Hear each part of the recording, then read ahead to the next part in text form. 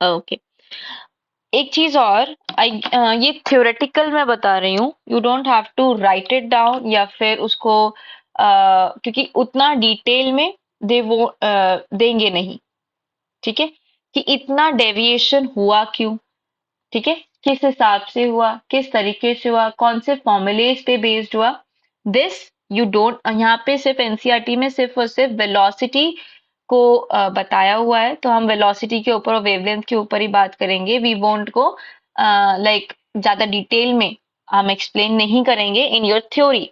लेकिन ऐसा होता क्यों है, for your future perspective, for your knowledge. अब VIB GYOR लाइट का सिर्फ इतना ही स्पेक्ट्रम नहीं है, इतना पता है, राइट? अगर हम एक इलेक्ट्रोमैग्नेटिक वेव्स देखें, वेव क्या है, इट्स अ लाइट, राइट?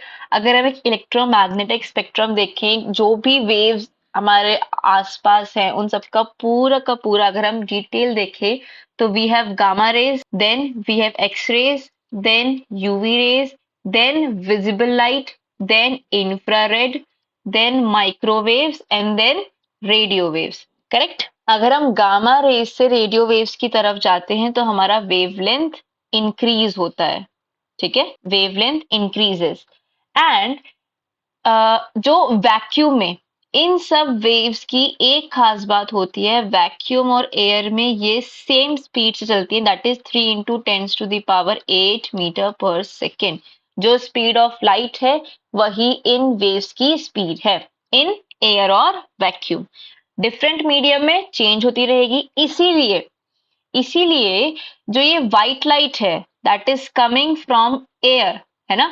अब जैसे वैक्यूम से, सन से अर्थ तक आती है तो इतना मीडियम चेंज होता है, लेकिन ये हमको तब क्यों नहीं डिस्पर्स हो रही है, ये प्रिज्म में आके ही क्यों डिस्पर्स हो रही है? क्यों? क्योंकि एयर में या फिर वैक्यूम में ये सब सेम स्पीड से चल रहे हैं। प्रिज्म में डिस्पर्स क्यों हुई?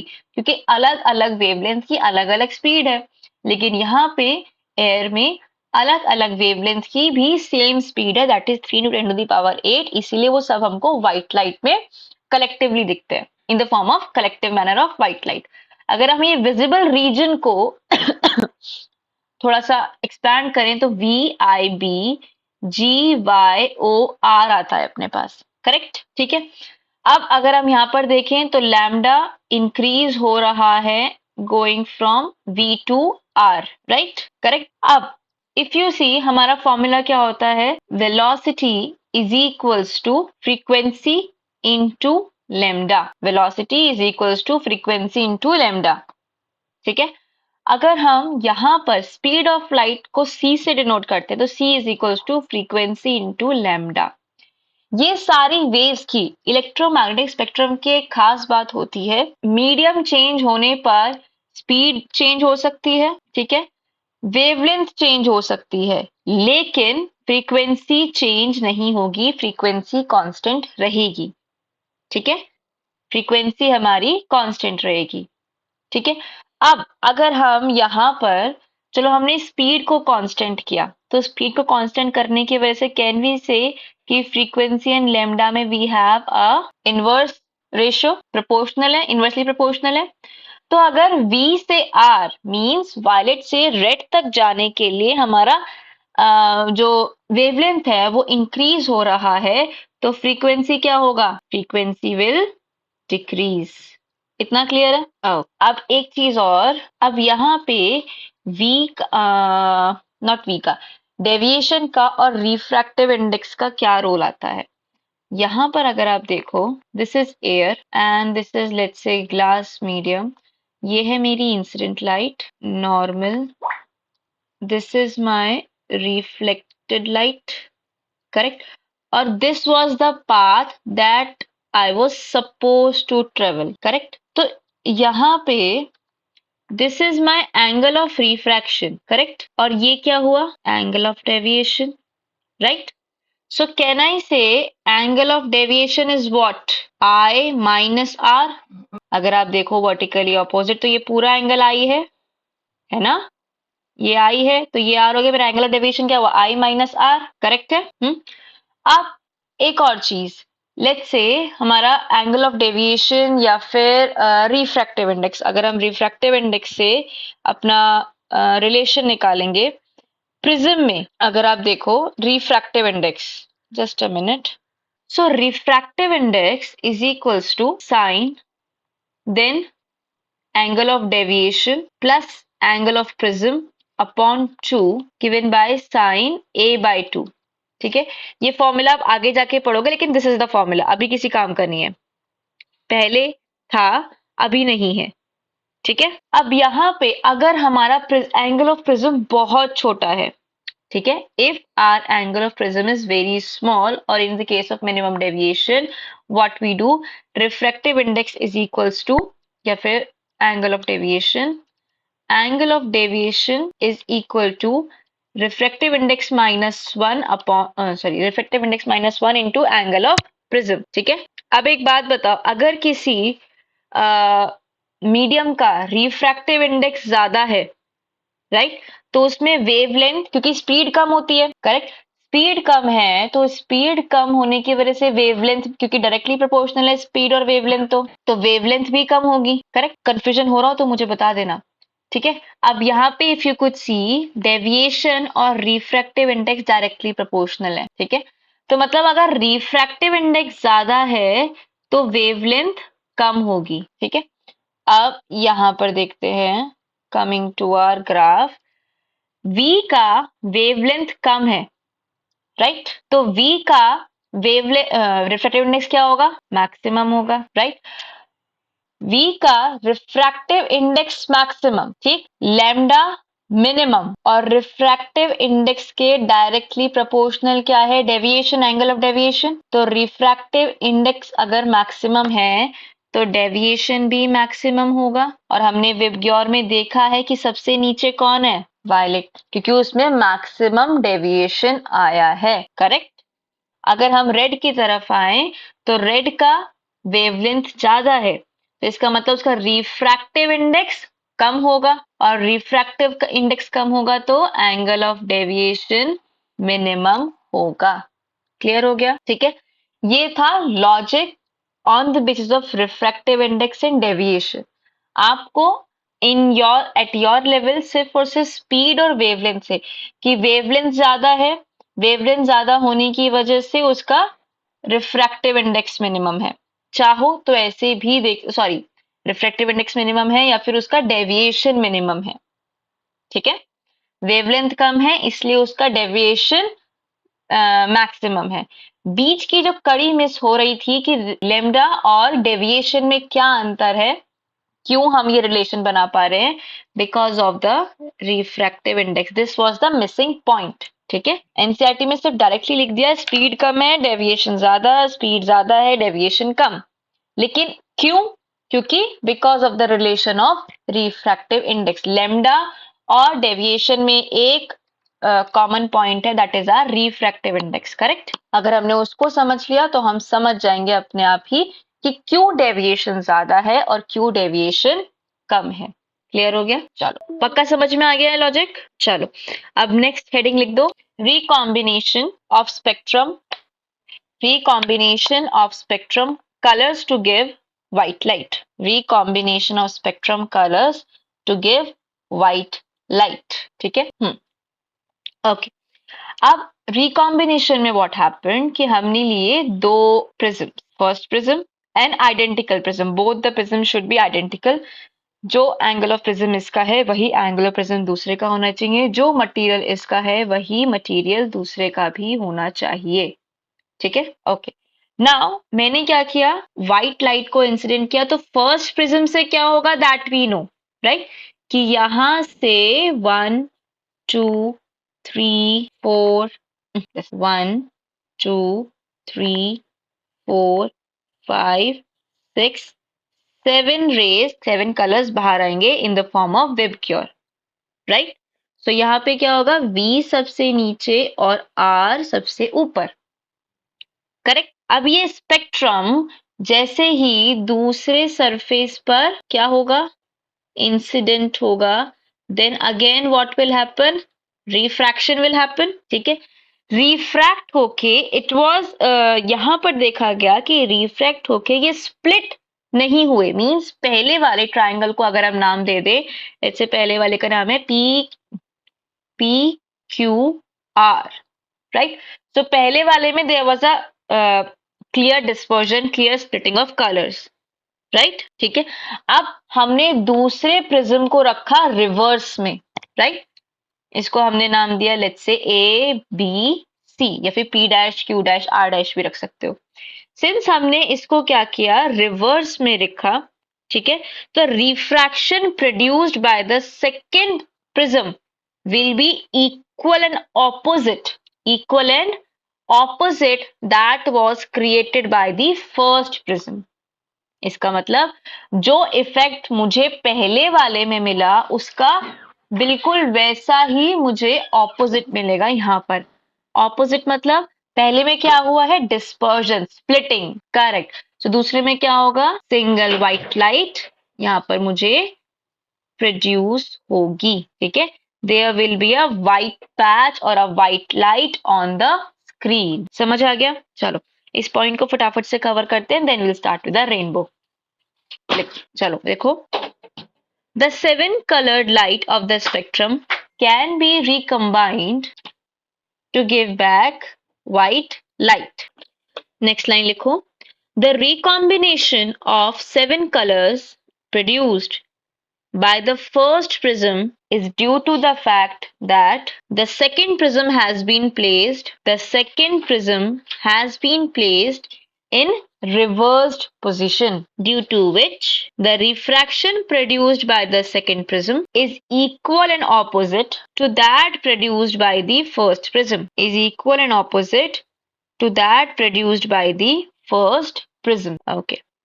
Now heading डाल दो, the rainbow. Write down, the rainbow is an arc. The rainbow is an arc of seven colors visible in the sky, which is produced by the dispersion of sun's light by raindrops in the atmosphere. The rainbow is formed in the sky when the sun is shining and it is raining at the same time. या तो rain हो या फिर जब बारिश रुकी रुकी हो और देयर इज अ सन, तो उस टाइम पे ड्रॉपलेट्स, मॉइस्चर जो होता है, ड्रॉपलेट्स एटमॉस्फेयर में प्रेजेंट होते हैं, in the sky droplets present होंगे, राइट। अब इसको स्पॉट कैसे किया जाए, इसको स्पॉट किया जाएगा सन से ऑपोजिट डायरेक्शन में। सन की तरफ देखोगे तो रेनबो नहीं दिखेगा। If you want to spot the rainbow in this kind of condition, जब कंडीशन ऐसी हो कि अभी अभी बारिश होके चुकी हो या हल्की हल्की हल्की हल्की बारिश हो रही हो और सन हो, राइट, तो सन से ऑपोजिट डायरेक्शन में देखोगे, you will be able to spot the rainbow. So a rainbow is always formed in a direction opposite to that of sun. Next line. A rainbow is produced by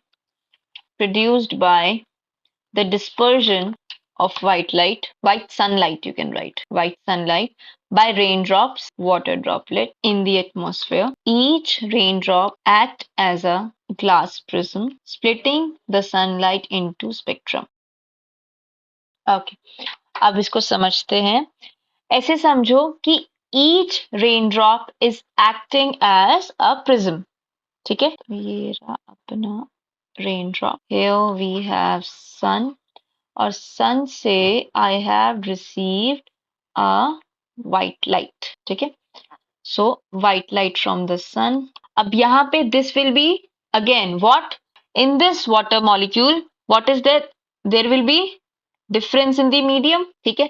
तो यहाँ पे क्या होगा, at this point it will be refraction, correct। so refraction होगा, light spread हुई यहाँ पे, violet इधर और यहाँ पे red इधर, करेक्ट। अब ये जो white light है, ये जिस एंगल पर दूसरे सरफेस पर लगी है, यहां पर क्या होता है, TIR। Now what is TIR? Total internal reflection. So total internal reflection क्यों होता है? टीआर के बारे में हमने पढ़ा था। टीआर याद है कि नहीं? एक बार मैं रिवीजन करवा देती हूँ। ओके, लाइट कोई भी केस हो, ईदर इट इज रिफ्लेक्शन और ईदर इट इज रिफ्रैक्शन। ठीक है, let's say this is the case for reflection, let's say this is the case for refraction। ठीक है, इंसिडेंट लाइट आई यहां पर कभी भी 100% रिफ्लेक्शन नहीं होता। 90% of it depending upon the medium, 90, 92, 98, मतलब most percent of it will show the same phenomena जो यहाँ पर उस कंडीशन में होना चाहिए। लेट्स से यहाँ पे 90% मेरा क्या हुआ? रिफ्लेक्शन। लेकिन 10% मेरी रे जो है रिफ्रैक्शन दिखाएगी। ठीक है, 10% of refraction will be there. फिर जो ग्लास होगा, ग्लास में थोड़ी सी, चाहे लेकिन थोड़ी सी थिकनेस तो होगी। जो मिरर होता है उसमें थोड़ी सी थिकनेस होगी, क्योंकि जो पॉलिशिंग होती है वो पीछे वाले सरफेस पे होती है। करेक्ट? सो ये जो मीडियम है ये ग्लास है। सो यहाँ पर चाहे 10% ही, लेकिन रिफ्रैक्शन तो होगा। इतना क्लियर? ऐसे ही रिफ्रैक्शन के केस में भी लाइट इंसिडेंट हुई, 90% of my light will be refracted, लेकिन 10% रिफ्लेक्ट होगी। This is the behaviour, natural behaviour of the light. 100% refraction या 100% रिफ्लेक्शन नहीं होता। इतना क्लियर? चलो अब आते हैं TIR पे। Now what is TIR? TIR stands for total internal reflection। Okay, ठीक है, मैंने लाइट को इंसिडेंट किया लेट्स से 30 डिग्री से। ठीक है, TIR तब होता है जब light is going from denser medium to rarer medium. ठीक है, this is the condition for TIR। कब होगा? when the light is incidented from denser medium and it is going in the rarer medium। ठीक है, so 30 मेरा incident angle हुआ, let my angle of refraction be 45 degree. ठीक है, चलो मैंने ट्राई किया कि मैं अपना एंगल ऑफ इंसिडेंस और बढ़ाती हूँ, मैंने कर दिया 60। ठीक है, अब ये 60 बढ़ाने के बाद मेरा एंगल हो गया ये let's say 78 degree somehow. Okay, अब मैंने और बढ़ाया, लेट्स से मैंने कर दिया यहाँ पर 80 degree. Just giving you example, random examples. अब लाइट मेरी सरफेस से, मींस ग्लास सरफेस से ग्रेज हो रही है। ठीक है, तो इसका मतलब मेरा एंगल ऑफ रिफ्रैक्शन कितना हो चुका है? 90 degree. So this is the case. अब इस केस को मैं क्या बोलूंगी? मेरा क्रिटिकल एंगल। क्रिटिकल एंगल मतलब 80 डिग्रीज मेरा क्या हो गया? Critical angle.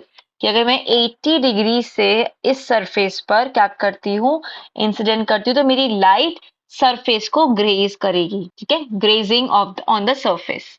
ठीक है, अगर मैं यहाँ पे लेट्स से 81 भी कर दिया, अगर मैंने इस सरफेस पे अब 81 भी कर दिया, सो मेरी लाइट 100% क्या दिखाएगी? Reflection. My light will show 100% of reflection. ये है रेयर मीडियम। ठीक है, लाइट को पास होना चाहिए, कोई बाउंड्रीज नहीं है, कुछ नहीं है, लेकिन मैंने एक पर्टिकुलर एंगल से यहाँ पे अपनी लाइट को थ्रो किया है, जिसकी वजह से मेरी पूरी की पूरी, पार्शियल भी नहीं, पूरी की पूरी लाइट क्या हो चुकी है? Reflect. This is the case of total internal reflection. Same medium में लाइट का आ जाना, और ऐसे केस में मेरा एंगल ऑफ इंसिडेंस और एंगल ऑफ रिफ्लेक्शन, हम रिफ्लेक्शन के लॉज को फॉलो करेंगे, इक्वल होगा। ठीक है, this is total internal reflection. और जिस एंगल पर लाइट मेरे सरफेस को ग्रेज करे, that is my critical angle. कि अगर इससे हल्का सा भी ऊपर हुआ, 80.5 भी गया, देन इट इज गॉन, ये रिफ्लेक्शन का केस बन जाएगा। ठीक है, तो यहां पर यही हुआ। This is your denser medium, water है, और बाहर एयर है, तो this is your rarer medium. Right, light इस तरीके से इंसिडेंट हो रही है यहां पर, इस सरफेस पर ये जो स्पेक्ट्रम बना, इस तरीके से इंसिडेंट हुआ that it formed the condition of total internal reflection inside the water bubble। ठीक है, water droplet, hydrogen bubble, water droplet. ठीक है, अब जब टोटल इंटरनल रिफ्लेक्शन हो रहा है, सो यहाँ पर ये और यहाँ पर ये इस तरीके से आएगा, right? This is your red colour and this is your violet colour. अब यहाँ पे क्या होगा? Again refraction. तो आर यू देयर? हाँ, this is refraction, this is total internal reflection, और फिर यहाँ पर क्या हुआ है? Again refraction. ठीक है, तो लाइट यहाँ से it will reach the observer's eye. ठीक है, और हमको किस फॉर्म में दिखाई देगा? रेनबो, जिसमें रेड कलर अप है और वायलेट कलर नीचे है। क्लियर हो गया? पक्का? टोटल इंटरनल रिफ्लेक्शन भी क्लियर हो गया? Okay, right down. As a white light, नहीं, as white sunlight enters and leaves these raindrops, as the white sunlight enters and leaves these raindrops, the various colored rays present in white light are refracted by different amounts, due to which an arc of seven colors called rainbow is formed in the sky. ठीक है, अब हम इस diagram को let's give it some names, क्योंकि diagram के basis पे जब एक्सप्लेन करेंगे तो आप अगर 5 मार्क का क्वेश्चन आता है तो you will be able to explain it easily. ठीक है, so this is my A point source from where the light is incidented. This is my second point B, जहां light सबसे पहले refract हो रही है. Then this is my point C, जहां पे TIR हो रहा है, total internal reflection. And this is my point D, जहां पर refraction 2 या फिर दूसरी बार refraction हो रहा है. ठीक है, चलो लिखते हैं. A ray of light AB enters the rainbow at point B. A ray of light AB enters the raindrop at point B and undergoes refraction and dispersion to form a spectrum.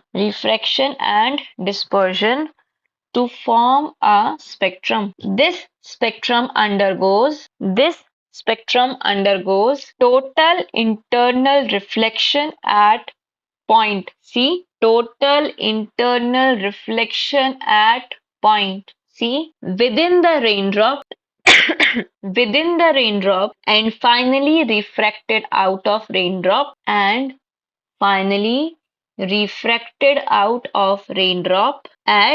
point D, and finally refracted out of raindrop at point D. Next line. The red color of the spectrum appears at the top of the rainbow, whereas violet color appears at its bottom. ठीक है, rainbow कभी कभी हमको normally भी, अगर कहीं पर जैसे फाउंटेन के आसपास थोड़े वाटर ड्रॉपलेट्स हो रहे होते हैं and you see it against the sun, तब भी आप नोटिस कर सकते हो. बारिश के टाइम पे भी कहीं से हल्की हल्की ड्रॉपलेट्स हो और सन के ऑपोजिट हो, तब भी आप देख सकते हो. या फिर लेट्स से कहीं पर जैसे वहां पर ये कार वॉशेस में, जहाँ पे स्प्रिंकलर्स ऑफ वाटर हो, जहाँ पे बहुत छोटे ड्रॉपलेट्स बने हो और आपका कुछ एंगल ऐसा हो कि आप सन के ऑपोजिट हो, देन इट इज पॉसिबल कि आप नॉर्मल लाइफ में भी रेनबोज फॉर्मेशन देख सकते हो. ठीक है, ये हो गया, रिकॉम्बिनेशन ऑफ स्पेक्ट्रम हो गया. Okay, so Isaac Newton was the first to see the glass prism to obtain the spectrum of the sunlight. He tried to split the colors of the spectrum. This is important, Isaac Newton. However, he could not get any more colors. He then placed a second identical prism in an inverted position with respect to first prism. उन्होंने ऐसा सोचा कि अगर मैं inverted position में रखूंगा तो शायद रेड का भी और कोई स्पेक्ट्रम बन जाए, वायलेट का भी और कोई स्पेक्ट्रम बन जाए. His thought was like that. लेकिन to his surprise, he saw that he found a beam of white light emerging from the other side of the second prism. This observation gave Newton an idea that sunlight is made up of 7 colors. ठीक है, जो मैंने spectrum बताया था waves का, उसमें एक visible region आता है VIBGYOR. ठीक है, ये सारी वेव्स भी हमारे आसपास, मतलब इंफ्रारेड रेज प्रेजेंट होती हैं, यूवी रेज जो सन से आती हैं, UVA, UVB. UVA, UVB, UVC is the spectrum of UV rays. तो ये स्पेक्ट्रम यूवी का हो गया, ये स्पेक्ट्रम इंफ्रारेड का हो गया. लेकिन जो विबग्योर है, विबग्योर इज द स्पेक्ट्रम जिसको हमारे लाइट सेंसिटिव सेल्स रिस्पॉन्ड करते हैं. ठीक है, ऐसा नहीं है कि बाकी रेज हमारे आसपास प्रेजेंट नहीं है, दे आर देयर, करेक्ट. लेकिन ये जो रेज है, इन रेज को या इन कलर्स को हमारी आईज, हमारे लाइट सेंसिटिव सेल्स रिस्पॉन्ड करते हैं. ठीक है, जैसे कुछ एनिमल्स हैं वो हीट पर रिस्पॉन्ड करते हैं, राइट. सो वो इंफ्रारेड रेज को डिटेक्ट कर सकते हैं क्योंकि इंफ्रारेड में काफी हीट होती है. जो अभी कोविड में, इफ यू रिमेम्बर, कोविड में दूर से ही वो एक मशीन हमारे माथे पर या रिस्ट पर लगाते थे to check the temperature, right. तो वो हमारी बॉडी की हीट जो है, जो हमारी बॉडी से इंफ्रारेड रेज निकल रही है, उसी को डिटेक्ट करके टेम्परेचर बताता था. ठीक है, सो देयर आर डिवाइसेस जो दूसरे वेव्स को, जैसे, हाँ बोलो, करेक्ट. अब वही स्पेक्ट्रम, उनका वो स्पेक्ट्रम या उनके पास वो लाइट, उनकी सेंसिटिविटी इस उसमें ज्यादा है, that they are able to see that spectrum of length, that spectrum of energy. ठीक है, we all have different different kinds of energy. If you are talking about negative energies also, then also they have their own spectrum of energy.